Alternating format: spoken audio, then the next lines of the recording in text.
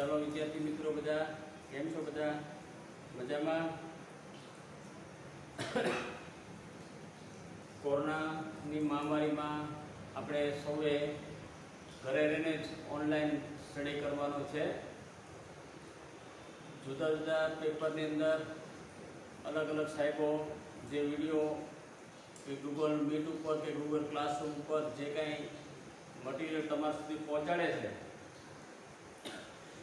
એ તમારે વ્યવસ્થિત એનો સ્ટડી કરવાનો છે. તમારે ચોક્કસ સેમેસ્ટર 6ની પરીક્ષા આપવાની છે, આપવાની થશે.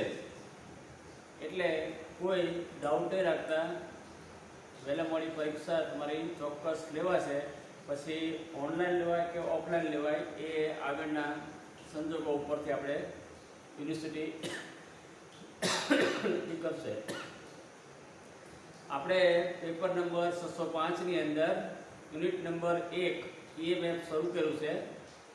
એમાં અત્યાર સુધી આપણે લગભગ 2 કે 3 પ્રશ્નોની ચર્ચા કરી છે. ધ્રુવીભવન એટલે શું, ધ્રુવીભવન થવાના કારણો કયા અને એના ઉપાયો કયા, એની એક આપણે પ્રશ્નની રીતે સમજૂતી આપી છે, ચર્ચા કરી છે.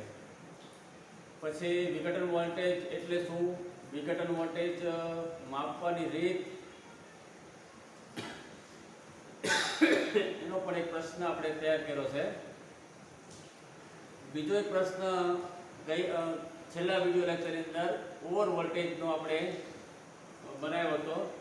અને ઓવર વોલ્ટેજ એટલે શું અને ઓવર વોલ્ટેજ ઉપર ઓવર વોલ્ટેજ જો થાય તો એ શેના કારણે થાય છે અથવા ઓવર વોલ્ટેજને અસર કરતા પરિબળો, એની આપણે ચર્ચા આગળના વિડીયો લેક્ચરમાં કરેલ છે. આજે 7 માર્ક્સનો પ્રશ્ન નહીં પણ 14 માર્ક્સનો જો પ્રશ્ન પૂછાય તો એમાં કમ્બાઈનમાં આ ટોપિક, આ પોઈન્ટ સાથે પૂછાય છે. એટલે સ્વતંત્ર 7 માર્ક્સમાં આ પ્રશ્ન ન આવી શકે, પણ 7 માર્ક્સના 2 ભાગ કરવા હોય અથવા 14 માર્ક્સનો જે પ્રશ્ન હોય તો એમાં આ પોઈન્ટ, આ ટોપિક અંદર મૂકી શકાય અને ઘણી વખત પરીક્ષામાં આ રીતે પૂછાયેલું છે. તો આજનો જે પ્રશ્ન છે એ હાઇડ્રોજન ઓવર વોલ્ટેજ,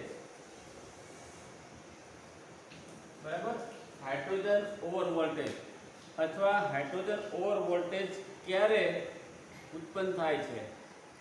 તો આપણે કોઈ પણ દ્રાવણનું વિદ્યુત વિભાજન જ્યારે કરતા હોય ત્યારે, કોઈ પણ દ્રાવણ હોય એનું આપણે વિદ્યુત વિભાજન કરતા હોય ત્યારે દ્રાવણમાંથી હાઇડ્રોજન વાયુ ઉત્પન્ન થાય. દ્રાવણમાંથી નિપજ તરીકે હાઇડ્રોજન વાયુ ઉત્પન્ન થાય તો તે પોટેન્શિયલ, એટલે કે આપણે કોઈ પણ દ્રાવણનું જ્યારે વિદ્યુત વિભાજન કરતા હોય અને એમાં નિપજ તરીકે હાઇડ્રોજન વાયુ ઉત્પન્ન થાય અને એનો જે પોટેન્શિયલ મળે તે પોટેન્શિયલ અને વિદ્યુત વિભાજન દરમિયાન હાઇડ્રોજન વિદ્યુત ધ્રુવ મૂકેલો હોય તો એનો સૈદ્ધાંતિક પોટેન્શિયલ. ફરીથી હાઇડ્રોજન ઓવર વોલ્ટેજ એટલે શું કે જ્યારે કોઈ પણ દ્રાવણનું વિદ્યુત વિભાજન કરતા હોય ત્યારે એમાં નિપજ તરીકે હાઇડ્રોજન વાયુ ઉત્પન્ન થાય અને સાથે સાથે હાઇડ્રોજન વાયુ ઉત્પન્ન થાય એનો પોટેન્શિયલ, અને એમાં જો હાઇડ્રોજન વિદ્યુત ધ્રુવ તરીકે ઉપયોગમાં લીધો હોય તો તેનો જે સૈદ્ધાંતિક પોટેન્શિયલ હોય એ બંને વચ્ચેનો ડિફરન્સ અથવા તફાવત જે મળે તેને હાઇડ્રોજન ઓવર વોલ્ટેજ કહે છે. એટલે આવા કિસ્સાની અંદર જ્યારે હાઇડ્રોજન વાયુ ઉત્પન્ન થતો હોય અને એનો જે પોટેન્શિયલ હોય તે અને હાઇડ્રોજન વિદ્યુત ધ્રુવનો સૈદ્ધાંતિક પોટેન્શિયલ હોય એ બંનેનો તફાવત ને હાઇડ્રોજન ઓવર વોલ્ટેજ કહે છે. શૂન્ય પ્રવાહ ઘનતા એ હવે એમાં અલગ અલગ પ્રકારના વિદ્યુત ધ્રુવ આપણે ઉપયોગમાં લઈએ, ધાતુના વિદ્યુત ધ્રુવ ઉપયોગમાં લઈએ અને એનો હાઇડ્રોજન ઓવર વોલ્ટેજનું મૂલ્ય કેટલું મળે છે એ નક્કી કરવા માટે અલગ અલગ વૈજ્ઞાનિકોએ પોતપોતાની રીતે પ્રયોગો કર્યા અને એના મૂલ્યો મળે છે. પણ એમાં ખાસ કરીને શૂન્ય પ્રવાહ ઘનતા હોય ત્યારે કાળા પ્લેટિનમ ધ્રુવનો હાઇડ્રોજન ઓવર વોલ્ટેજનું મૂલ્ય લગભગ શૂન્ય હોય છે. બરાબર? શૂન્ય પ્રવાહ ઘનતા હોય ત્યારે પ્રવાહ ઘનતા અથવા વિદ્યુત ઘનતાનું મૂલ્ય શૂન્ય હોય અને કાળો પ્લેટિનમ ધ્રુવ ઉપયોગમાં લીધો હોય ત્યારે હાઇડ્રોજન ઓવર વોલ્ટેજનું મૂલ્ય લગભગ શૂન્ય હોય છે. કારણ શું છે કે આ સંજોગોમાં હાઇડ્રોજન ધ્રુવ જે છે એ પ્રતિવર્તી તરીકે વર્તતો હોય છે. રિવર્સિબલ પ્રોસેસ થતી હોય એટલા માટે થઈને હાઇડ્રોજન ઓવર વોલ્ટેજનું મૂલ્ય શૂન્ય હોય છે, લગભગ શૂન્ય હોય છે કાળા પ્લેટિનમ વિદ્યુત ધ્રુવનો ઉપયોગ કર્યો હોય ત્યારે.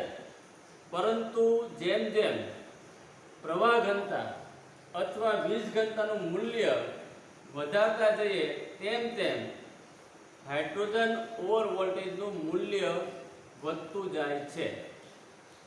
એટલે જેમ જેમ આપણે એની અંદર વીજ પ્રવાહ પસાર કરીએ એટલે કે પ્રવાહ ઘનતા અથવા વીજ ઘનતાનું મૂલ્ય વધારતા જઈએ તેમ તેમ એનું મૂલ્ય એટલે કે હાઇડ્રોજન ઓવર વોલ્ટેજનું મૂલ્ય વધતું જાય છે. તો આ રીતે પ્રવાહ ઘનતાનું મૂલ્ય વધારીએ તો હાઇડ્રોજન ઓવર વોલ્ટેજનું મૂલ્ય વધે છે. એક અંદાજ પ્રમાણે 25°C તાપમાને એનું મૂલ્ય 0.05 વોલ્ટ હોય છે. 0.05 વોલ્ટ હોય છે 25°C તાપમાને અને 1.5 એમ્પિયર 1.5 જેટલો વીજ પ્રવાહ પસાર કરીએ ત્યારે 1.5 એમ્પિયર પ્રતિ સેન્ટીમીટર એટલે કે વીજ ઘનતા અથવા વિદ્યુત ઘનતા અથવા પ્રવાહ ઘનતા એટલે કે 25°C તાપમાન હોય અને 1.5 એમ્પિયર પ્રતિ સેન્ટીમીટર સ્ક્વેર જેટલો વીજ ઘનતા હોય અથવા પ્રવાહ ઘનતા હોય અથવા વિદ્યુત ઘનતા હોય ત્યારે ઓવર વોલ્ટેજનું મૂલ્ય 0.05 વોલ્ટ જેટલું હોય છે. પણ આ જે મૂલ્ય આવે છે એ મૂલ્ય શેના ઉપર આધારિત છે એ ખાસ અગત્યનું છે. એટલે કે વિદ્યુત વિભાજનની જ્યારે પ્રક્રિયા કરી છે ત્યારે એમાં ડૂબાડેલા વિદ્યુત ધ્રુવો કઈ ધાતુના બનેલા છે એના ઉપરથી હાઇડ્રોજન ઓવર વોલ્ટેજનું મૂલ્ય મળી શકે છે. એટલે હાઇડ્રોજન ઓવર વોલ્ટેજનું મૂલ્ય નક્કી કરવા માટે કેવા પ્રકારની અથવા કઈ ધાતુનો વિદ્યુત ધ્રુવ ઉપયોગમાં લીધો છે એના પરથી આપણને હાઇડ્રોજન ઓવર વોલ્ટેજ અથવા ઓવર વોલ્ટેજનું મૂલ્ય મળે છે. દાખલા તરીકે અહીંયા મેં ગ્રાફ દોરીને તૈયાર રાખ્યો છે. દાખલા તરીકે 2 નોર્મલ H2SO4 નું જલીય દ્રાવણ છે અને તેનું વિદ્યુત વિભાજન આપણે કરવું છે. 2 નોર્મલ H2SO4 નું વિદ્યુત વિભાજન કરવું હોય ત્યારે જુદી જુદી વિદ્યુત ઘનતાએ અને ઉપયોગમાં લેવાયેલા વિદ્યુત ધ્રુવો અલગ અલગ ધાતુના વિદ્યુત ધ્રુવો હોય. ધારો કે કાળું પ્લેટિનમ હોય, લીસું પ્લેટિનમ હોય, Au હોય, Ag હોય, કાર્બન હોય, બિસ્મથ હોય. તો આ પ્રમાણે અલગ અલગ હોય તો એનું હાઇડ્રોજન ઓવર વોલ્ટેજના મૂલ્યો આપણને ગ્રાફમાં જે દર્શાવ્યા છે એ મુજબ આપણને મળે. એટલે કે અહીંયા આગળ x અક્ષ ઉપર વિદ્યુત ઘનતા, વીજ ઘનતા અથવા પ્રવાહ ઘનતા ના મૂલ્યો આપેલા છે 200, 400, 600, 800 અને y અક્ષ ઉપર હાઇડ્રોજન ઓવર વોલ્ટેજના મૂલ્યો વોલ્ટમાં આપેલા છે 0.2, 0.4, 0.6, 0.8, 1.0, 1.2, 1.4. આ રીતે આપેલા છે. એટલે હાઇડ્રોજન ઓવર વોલ્ટેજનું મૂલ્ય જે છે એ મૂલ્ય શેના પર આધાર રાખે છે? તો ઉપયોગમાં લીધેલા વિદ્યુત ધ્રુવો, કઈ ધાતુના વિદ્યુત ધ્રુવો આપણે લીધેલા છે એના ઉપરથી હાઇડ્રોજન ઓવર વોલ્ટેજનું મૂલ્ય આપણને મળી શકે. આજે ચર્ચા કરી એ સામાન્ય ચર્ચા છે કે કાળો પ્લેટિનમ હોય અને 25°C તાપમાન હોય અને 1.5 એમ્પિયર પ્રતિ સેન્ટીમીટર સ્ક્વેર જેટલું વીજ ઘનતા હોય ત્યારે હાઇડ્રોજન ઓવર વોલ્ટેજનું મૂલ્ય 0.05 વોલ્ટ મળે છે. પણ એ મૂલ્ય 200 હોય, 400 હોય, 600 હોય, 800 હોય અને વિદ્યુત ધ્રુવ તરીકે કાળું પ્લેટિનમ લીધું હોય તો કાળા પ્લેટિનમ વિદ્યુત ધ્રુવનો હંમેશા હાઇડ્રોજન વોલ્ટેજનું મૂલ્ય, હાઇડ્રોજન ઓવર વોલ્ટેજનું મૂલ્ય ઓછું આવે છે. કોની સરખામણીમાં? લીસા પ્લેટિનમની સરખામણીમાં. એટલે આ જે ગ્રાફ છે એ તમારે પરીક્ષામાં ગ્રાફ દોરવાનો અને એ ગ્રાફની સમજૂતી આપવાની. સમજૂતી આપવામાં શું કરવાનું કે જો 2 નોર્મલ H2SO4 નું વિદ્યુત વિભાજન કરવું છે અને એ વખતે ધ્રુવ તરીકે કાળો પ્લેટિનમનો ઉપયોગ કરી વિદ્યુત વિભાજન કરવું છે તો ત્યારે હાઇડ્રોજન ઓવર વોલ્ટેજનું મૂલ્ય ઓછું મળે છે. હવે કાળા પ્લેટિનમને બદલે આપણે લીસું પ્લેટિનમ વિદ્યુત ધ્રુવ તરીકે ઉપયોગમાં લઈએ તો કાળા પ્લેટિનમનો હાઇડ્રોજન ઓવર વોલ્ટેજનું મૂલ્ય છે એના કરતાં વધે છે. એટલે અહીંયા લગભગ 0.1 આવે છે, પછી 0.2 અને 0.4 ની વચ્ચે એટલે કે 0.3 ની આજુબાજુ હોય. એ ધીમે ધીમે વધે છે, પછી એક સ્થિર થઈ જાય છે.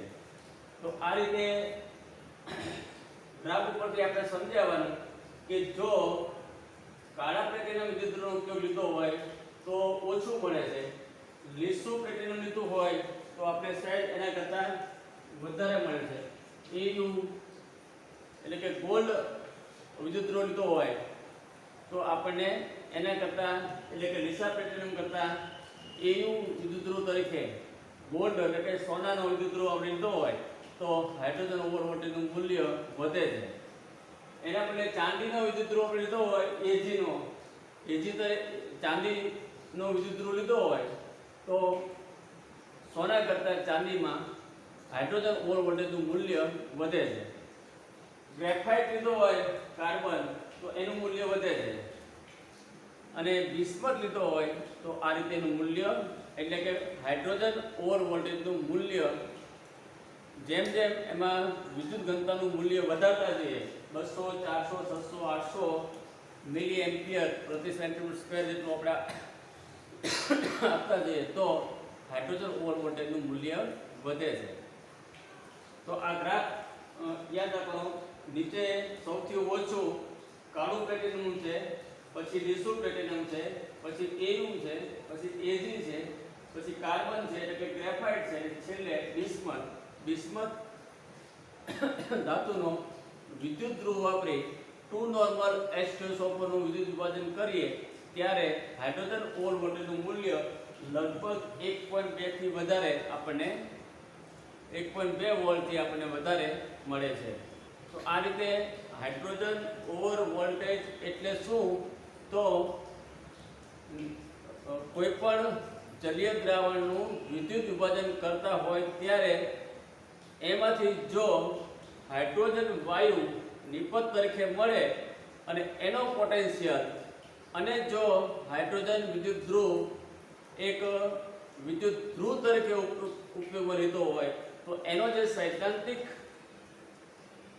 પોટેન્શિયલ જે હોય એ બંનેનો તફાવત જે હોય એને આપણે હાઇડ્રોજન ઓવર વોલ્ટેજ કહીએ છીએ.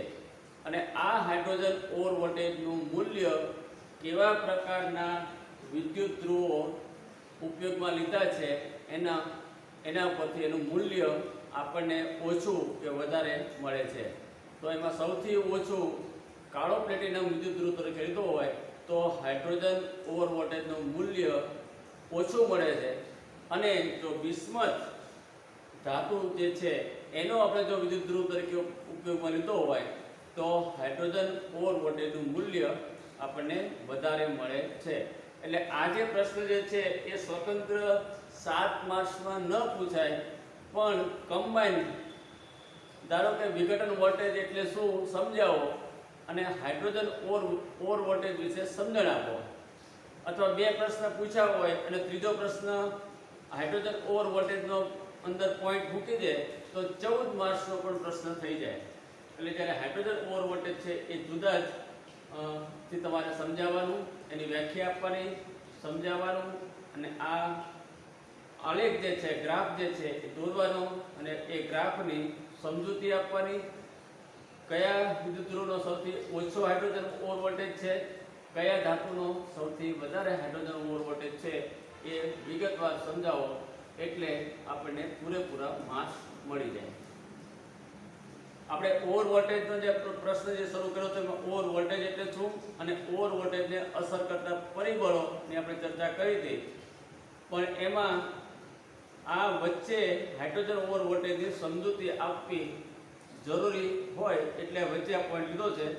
હજી આપણે ઓર વોલ્ટેજ માપવાની જે રીત છે, મેજરમેન્ટ ઓફ ઓર વોલ્ટેજ, એ આપણે હવે પછીના વિડીયો લેક્ચરમાં આપણે એને સમજાવશું. તો આ રીતે આ જે ચેપ્ટરમાં જે આવે છે એમાં હાઇડ્રોજન ઓર વોલ્ટેજને આજે આ વિડીયો લેક્ચરમાં આપણે સમજૂતી આપી છે. તમને જે મટીરિયલ PDF ફાઇલ બનાવીને જે મોકલાયું છે એમાં સાથે રાખીને બરાબર સ્ટડી કરજો, એટલે તમને વધારે ખ્યાલ આવશે. અને આ પ્રશ્ન જે પૂછાય છે તેમાં આટલું આપણે વિવરણ, સમજૂતી આપવી જોઈએ, તો એ રીતે આપણે પ્રશ્નનો જવાબ તૈયાર કરી શકીએ.